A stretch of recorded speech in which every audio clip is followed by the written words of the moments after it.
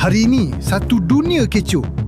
Malaysia umum nak saman Elon Musk punya syarikat X dan XAI sebab chatbot Grok dia buat hal. Keluar gambar tak senonoh, deepfake wanita dan kanak-kanak. Bunyi macam garang. Kita blok, kita saman. Tapi bila kita selak balik rekod lama, ini bukan isu terkejut.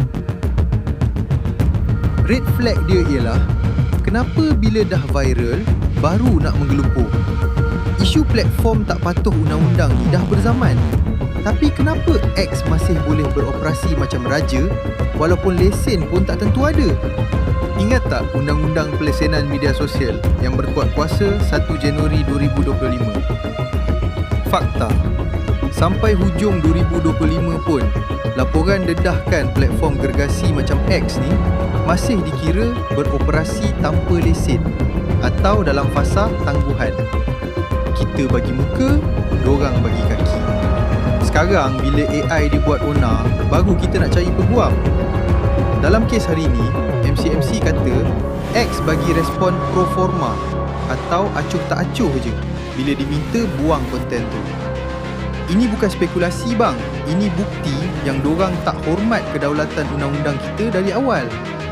Kalau kes Telegram dulu kita boleh berbincang sampai bertahun, jangan sampai kes saman ni pun jadi wayang pacak je.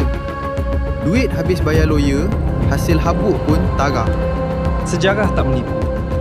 Dari zaman tuntutan royalti berita sampai ke pelesenan, gergasi tekno ni memang suka main tarik tali. Kalau setakat saman gertak tapi pintu belakang masih terbuka luas, jangan harap diorang nak takut.